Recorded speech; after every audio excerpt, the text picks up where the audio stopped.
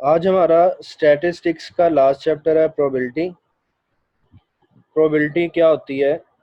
Actually it is measurement of chances of occurrence और non occurrence of anything. यानी कितने chance हैं कि कोई इवेंट होगा, कोई काम होगा। जिस तरह एग्जांपल ले लेते हैं, पाकिस्तान और ऑस्ट्रेलिया का मैच है जिसमें हम ये प्रिडिक्ट कर देते हैं कि इतने परसेंट चांस है पाकिस्तान जीतेगा, इतने परसेंट चांस है ऑस्ट्रेलिया जीतेगा। तो एक्चुअली हम क्या कर रहे होते हैं, उसकी प्रोबेबिलिटी बता रहे होते हैं कि कितने चांसेस हैं इसके जीतने के। तो डेफिनेशन देखें, डेफिनेशन नंबर 1 है इसकी हमारे पास, डिफाइन प्रोबेबिलिटी। प्रोबेबिलिटी क्या है? The measurement of uncertainty. Uncertain चीज को मेजर करना, यानी ऐसी चीज को मेजर करना जो हो भी सकती है और नहीं भी हो सकती। Which is the result of occurrence and non occurrence of any event. जो कि किसी इवेंट का होना या ना होना होगा। जिस तरह देखें, मैंने एग्जांपल लिया, अगर पाकिस्तान जीत जाएगा इट मीन्स ऑस्ट्रेलिया नहीं जीतेगा। यानी अगर एक इवेंट हो रहा है तो मे भी दूसरा इवेंट ना हो रहा हो। तो अकरेंस और नॉन अकरेंस के रिजल्ट को मेजर करना एक्चुअली क्या है? प्रोबेबिलिटी है। It is called probability. Next definition है हमारे पास, define the term experiment. Experiment क्या होता है?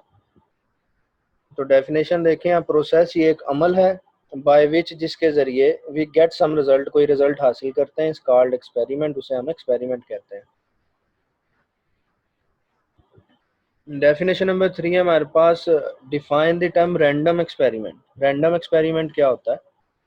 Process which generates raw data. ऐसा प्रोसेस जो खाम डाटा हमें प्रोवाइड करे, जनरेट करे। खाम डाटा मतलब ऐसा डाटा जो फर्स्ट टाइम हासिल हो रहा है, फर्स्ट हैंड इंफॉर्मेशन जिसे कहते हैं।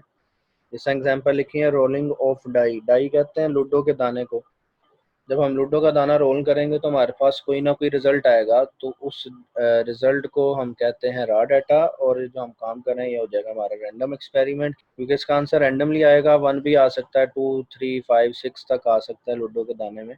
तो ऐसे एक्सपेरिमेंट को हम कहते हैं रैंडम एक्सपेरिमेंट। डेफिनेशन नंबर 4 है हमारे पास, डिफाइन ट्रायल। ट्रायल किसे कहते हैं? ये कॉमन वर्ड यूज होता है, अभी मैं ट्रायल देने जा रहा हूँ, यानी कोई काम परफॉर्म करने जा रहा हूँ। तो देखें इसकी definition, a single performance of an experiment is called trial. Experiment को एक दफ़ा परफॉर्म करना ट्रायल कराता है कि भाई हम ट्रायल कर रहे हैं इसको। क्वेश्चन नंबर 5 है, डिफाइन आउटकम। तो देखें, जो भी हम ट्रायल करते हैं या जो हम एक्सपेरिमेंट करते हैं उसका जो नतीजा निकलता है, रिजल्ट निकलता है, उसे हम कहते हैं आउटकम है। तो definition number 5, define outcome. Definition देखते हैं इसकी, the result obtain from performance of an experiment. ऐसा नतीजा जो कोई एक्सपेरिमेंट परफॉर्म करके हासिल हो, इस कॉल्ड आउटकम, हम उसे आउटकम कहते हैं। डेफिनेशन नंबर 6 देखें, what is random variable. Random variable क्या होता है? इससे पहले हमने डेफिनेशन पढ़ी थी रैंडम एक्सपेरिमेंट, यानी ऐसा एक्सपेरिमेंट जिससे रैंडम रिजल्ट आ सकते हों, उसे हम कहते हैं रैंडम एक्सपेरिमेंट है। और जो रैंडम एक्सपेरिमेंट का रिजल्ट आता है, वैल्यूज आती हैं, आउटकम आता है, उसे हम कहते हैं ये रैंडम वेरिएबल है। तो डेफिनेशन देखें इसकी, a variable whose value is obtained by random experiment. ऐसा वेरिएबल जिसकी वैल्यूज रैंडम एक्सपेरिमेंट से हासिल की जाएं, इस कॉल्ड रैंडम वेरिएबल, उसे हम रैंडम वेरिएबल कहते हैं। डेफिनेशन नंबर 7 है हमारे पास, what is an event. Event क्या होता है? तो किसी भी एक्सपेरिमेंट का जो भी नतीजा निकल सकता है वो इवेंट है। जिस तरह हम एग्जांपल ले लेते हैं कि हम एक कॉइन टॉस कर रहे हैं, तो उसका नतीजा हेड भी निकल सकता है और टेल भी निकल सकता है। तो हेड एक इवेंट है और टेल का आना दूसरा इवेंट है। तो डेफिनेशन देखें, इवेंट क्या है? A possible outcome of an experiment. एक एक्सपेरिमेंट का जो भी पॉसिबल मुमकिना आउटकम नतीजा निकल सकता है, उसे हम कहते हैं इस कॉल्ड इवेंट, ये इवेंट है। फिर है हमारे पास definition number 8, what is sample space. किसी भी एक्सपेरिमेंट का जो रिजल्ट है, अगर उसको हम ब्रैकेट्स में शो कर दें, अगर उसका हम सेट बना दें, तो हम कहेंगे कि ये सैम्पल स्पेस है। याद रखना है, सैम्पल स्पेस के लिए हम मैक्सिमम रिजल्ट लिखते हैं। जो जो नतीजा निकल सकता है उसका अगर सेट बना दें तो हमारे पास सैम्पल स्पेस आ जाएगी। तो डेफिनेशन देखें इसकी, a set of all possible outcomes. ऐसा सेट जिसमें ऑल पॉसिबल आउटकम्स होंगे, यानी मैक्सिमम जितने नतीजे निकल सकते हैं वो सारे लिखने। ऑफ अ रैंडम एक्सपेरिमेंट, किसी भी रैंडम एक्सपेरिमेंट के, is called sample space.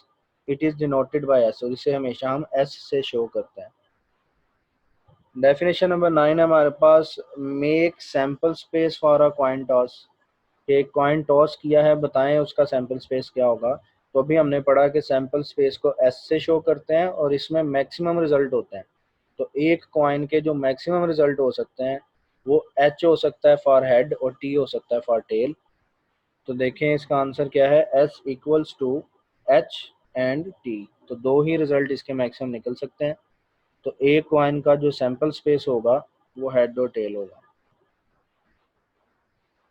Definition number 10 है हमारे पास, make sample space for a cubic die.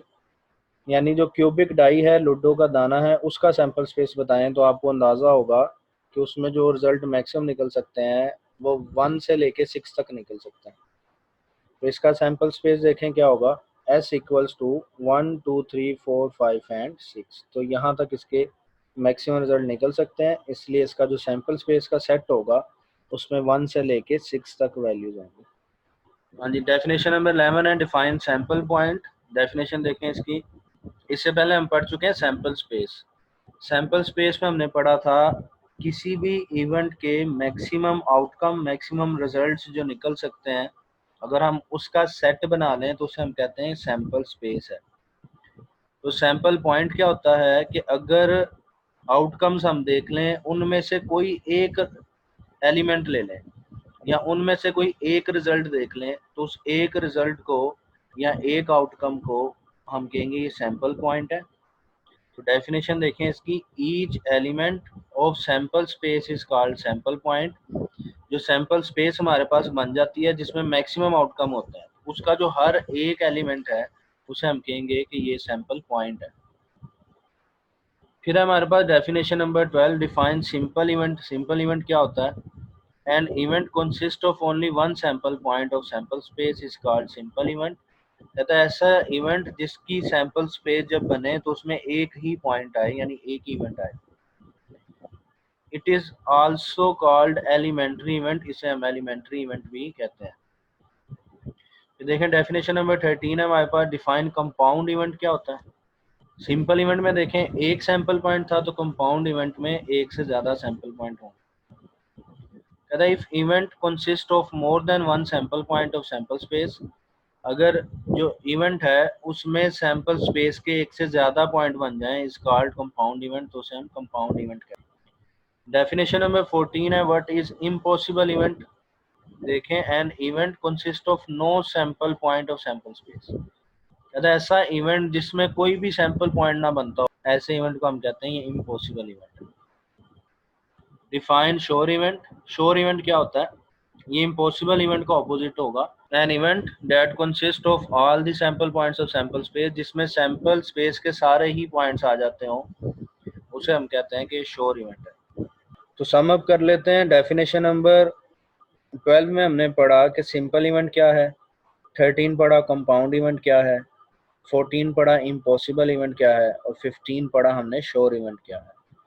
तो सिंपल है, अगर एक सैंपल पॉइंट आए तो उसे हम कहते हैं ये सिंपल इवेंट है। अगर एक से ज़्यादा सैंपल पॉइंट आए तो उसे हम कहते हैं ये कंपाउंड इवेंट है। अगर कोई भी सैंपल पॉइंट ना आए उस इवेंट में तो उसे हम कहते हैं ये इम्पॉसिबल इवेंट है। और अगर सैंपल पॉइंट सारे के सारे ही आ जाएं, यानी सैंपल पॉइंट्स उतने ही हों जितने सैंपल स्पेस में एलिमेंट्स हैं, तो फिर हम उसे कह देते हैं ये श्योर इवेंट है। तो नेक्स्ट डेफिनेशन नंबर 16 है, define mutually exclusive event. Exclusive मतलब जो इकट्ठे ना हो। तो देखें व्हेन टू और मोर इवेंट्स, जब दो या दो से ज्यादा events can not occur together, इकट्ठे नहीं हो सकते, they are called mutually exclusive event. जिस तरह एग्जांपल देखें, सिंगल एंड मैरिड। सिंगल एक इवेंट है, मैरिड होना दूसरा इवेंट है, पर ये दो इवेंट इकट्ठे नहीं हो सकते। सेम इस तरह विन एंड लॉस, विन एक इवेंट है, हार जाना दूसरा इवेंट है, तो ये भी इकट्ठे नहीं हो सकते जी। नेक्स्ट डेफिनेशन नंबर 17 है, define not mutually exclusive event. यानी नॉट लगा दिया ऐसे इवेंट जो इकट्ठे हो सकते हैं। म्यूचुअली एक्सक्लूसिव था जो इकट्ठे नहीं हो सकते, नॉट लगने की वजह से अब सेंस क्या होगी, ऐसे इवेंट जो इकट्ठे हो सकते हैं। तो डेफिनेशन देखें इसकी, व्हेन टू और more events can occur together, अगर दो या दो से ज़्यादा इवेंट्स इकट्ठे हो सकते हो, एक ही टाइम पे अकर हो सकते हो, they are called not mutually exclusive events. Example देखें, जिस तरह brown eyes and black hairs, तो ये दो इवेंट ऐसे हैं जो इकट्ठे हो सकते हैं। ऐसा शख्स हो सकता है जिसकी ब्राउन आइज हो और ब्लैक हेयर हो। नेक्स्ट डेफिनेशन नंबर 18 है हमारे पास, define equally likely events. Equally likely events क्या होते हैं, यानी जिनका होना बराबर हो। तो डेफिनेशन देखते हैं, व्हेन टू और more events have same chances of to occur, अगर दो या दो से ज़्यादा इवेंट्स हैं जिनके होने के बराबर चांस हैं, तो हम कहेंगे they are called equally likely events.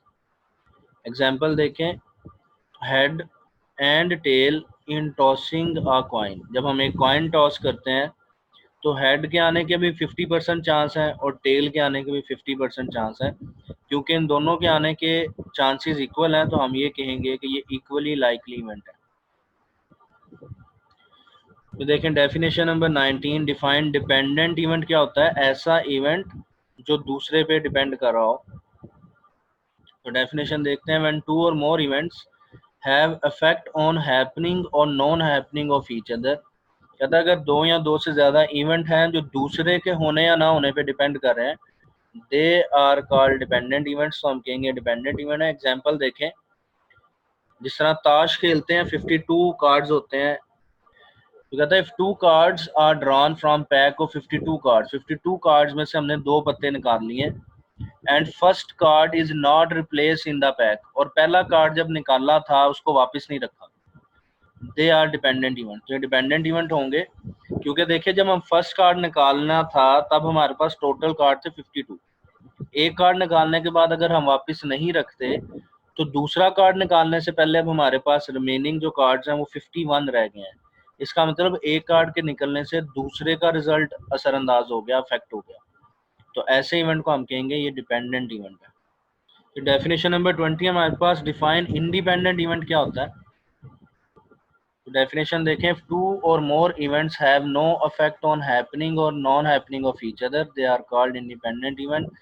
पिछली डेफिनेशन का ही ऑपोजिट है, यानी अगर एक इवेंट के होने या ना होने से दूसरे को कोई असर ना पड़ा हो तो फिर हम ये कहते हैं कि ये इंडिपेंडेंट इवेंट है। जिसका एग्जांपल देखें, if two coins are toss, अगर दो कॉइन टॉस करते हैं, the outcome of first coin will not affect the outcome of second coin, अगर पहला कॉइन टॉस किया और साथ दूसरा कॉइन टॉस किया तो पहले कॉइन का दूसरे से ताल्लुक नहीं है, दूसरे का पहले से नहीं है, ये दोनों एक दूसरे के साथ रिलेट नहीं है। तो ऐसे इवेंट्स को हम कहेंगे कि इंडिपेंडेंट इवेंट है, क्योंकि एक के रिजल्ट का दूसरे पे कोई असर नहीं होता।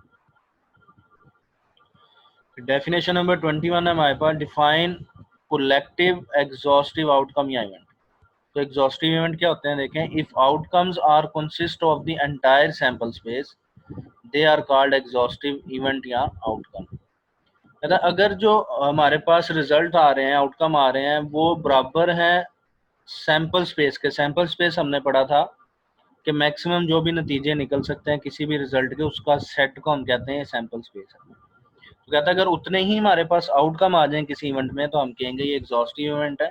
जिसका एग्जांपल देखें, head and tail are possible outcome for a coin toss, अगर हेड एंड टेल का हम एक सेट बना लेते हैं तो हम कहेंगे ये उसका एग्जॉस्टिव इवेंट है, क्योंकि उसका सैंपल स्पेस भी इसी के बराबर होता है। क्वेश्चन नंबर 22 देखें, इसमें कह रहा है स्टेट करें additional law of probability for mutually exclusive event.